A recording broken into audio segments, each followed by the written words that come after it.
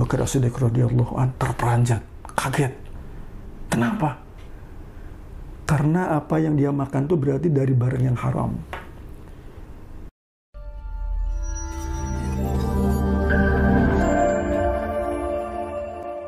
Assalamualaikum warahmatullahi wabarakatuh.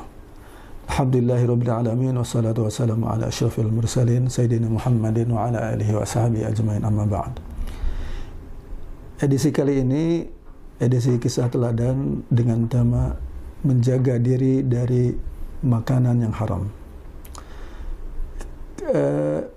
Kisah ini adalah berkaitan dengan salah satu khalifah dari khalifah kaum muslimin, yaitu Abu Bakar As-Siddiq radhiyallahu anhu. Abu Bakar As-Siddiq radhiyallahu anhu adalah orang yang paling mulia, yang paling utama setelah Nabi Muhammad SAW. Suatu ketika Abu Bakar As-Siddiq ini mendapatkan makanan yang dibawa oleh budaknya. Budaknya datang ke hadapan Abu Bakar As-Siddiq kemudian menyerahkan makanan. Pada waktu itu Abu Bakar As-Siddiq menerimanya dan kemudian memakannya. Setelah beberapa suap dan sudah ditelannya, budaknya ini berkata kepada Abu Bakar As-Siddiq, kepada tuannya, "Wahai tuan, biasanya ketika saya membawa makanan kepada Anda senantiasa bertanya, dari makanan ini dari mana engkau dapatkan?" Lalu saya jawab, "Tapi kali ini tidak. Anda langsung menerima dan memakannya." Ketika mendengar yang disampaikan budaknya ini, Abu Bakar terperanjat. Iya. Itu saya lakukan, saya lupa karena saya terlampau lapar sehingga saya lupa menanyakan. Lalu dari mana makanan ini? Kemudian budaknya mengatakan, "Begini tuan, dulu ketika masa jahiliyah sebelum aku memasuki Islam, aku pernah mengobati seseorang dari sebuah kaum. Dan ada di antara mereka yang sakit, kemudian dia meminta kepadaku untuk mengobatinya. Kemudian aku mengobatinya dengan jampi-jampi jahiliyah pada waktu itu. Kemudian mereka menjanjikan untuk memberikan hadiah. Hari ini aku lewat di kaum itu, kemudian mereka memberikan hadiah yang kemudian makanan yang aku berikan kepada Anda ini, itulah yang Anda makan." Demi mendengar apa yang disampaikan oleh budaknya tadi, Abu Bakar As-Siddiq radhiyallahu anhu terperanjat, kaget. Kenapa? Karena apa yang dia makan itu berarti dari barang yang haram.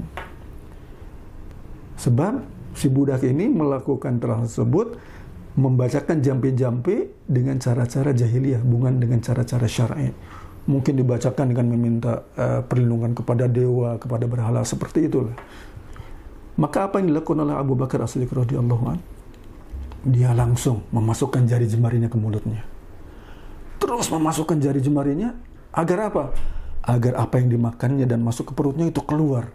Padahal makanan sudah terlanjur masuk di perutnya. Kemudian dia terus melakukan seperti itu. Matanya terbelalak, melotot begitu. Kemudian badannya menggigil karena susah keluar. Sampai ada yang mengatakan, atau budak mengatakan, kalau Anda ingin mengeluarkan makanan tersebut, minumlah air sebanyak-banyaknya, kemudian engkau keluarkan dengan memasukkan jari jemari. Kemudian diikuti saran itu, dia minum air sebanyak-banyaknya, kemudian beliau memasukkan jari jemarinya ke mulutnya sambil membungkuk, kemudian airnya bisa dikeluarkan dengan susah payah. Apa yang ada di dalam perutnya bisa dimuntahkan. Tetapi bagaimana keadaan si budak tadi, si pelayan tadi? Dia melihat dengan menggigil, ketakutan. Apa yang dilakukan oleh Abu Bakar ini sungguh sangat menakutkan, ya. Karena mengeluarkan sesuatu yang sudah terlanjur masuk ke perutnya bukan sesuatu yang mudah. Kemudian setelah suasana agak reda, budaknya berkata kepada Abu Bakar As-Siddiq radhiyallahu anhu, "Wahai tuan, Anda sudah bersusah payah mengeluarkan makanan itu dari perut Anda, padahal engkau sudah memakannya. Kenapa engkau lakukan yang demikian? Sehingga engkau bersusah payah untuk mengeluarkannya." Apa jawaban dari Abu Bakar As-Siddiq radhiyallahu anhu? Beliau mengatakan, "Wallahi, demi Allah, kalau seandainya makanan itu tidak bisa keluar dari perutku kecuali dengan keluarnya pula nyawaku, maka pasti aku akan lakukan. Sebab aku pernah mendengar Rasulullah sallallahu alaihi wasallam bersabda, la yadkhulul jannata lahmun nabata min sukh wan naru aula bihi. Rasulullah SAW bersabda, tidak akan masuk surga daging yang tumbuh dari harta yang haram, dan neraka lebih layak untuknya. Allahu Akbar. Dari kisah ini, saudara-saudara kaum muslimin yang dirahmati Allah Subhanahu wa taala, sungguh apa yang dilakukan oleh Abu Bakar ini sangat-sangat jarang, dan ini sangat-sangat menjadikan kita mengambil pelajaran yang hebat.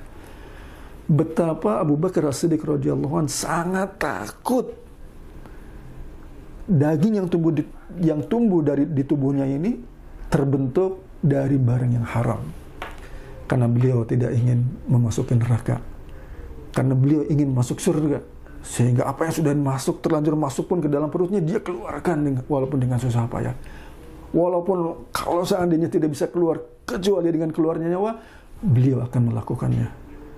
Allahu Akbar. Mudah-mudahan kita mendapat pelajaran dari kisah ini, sehingga apa yang kita makan semestinya dari barang yang halal, yang kita minum juga dari barang yang halal, barang-barang kita dapatkan dari yang halal, semuanya harus yang halal. Tidak ada sesuatu yang haram yang kita gunakan, yang kita minum, yang kita makan, sehingga kita akan selamat di akhirat kelak, dijauhkan dari neraka dan dimasukkan ke dalam surga, seperti yang diinginkan oleh Abu Bakar Siddiq radhiyallahu anhu. Allah yubarik fikum. Assalamualaikum warahmatullahi wabarakatuh.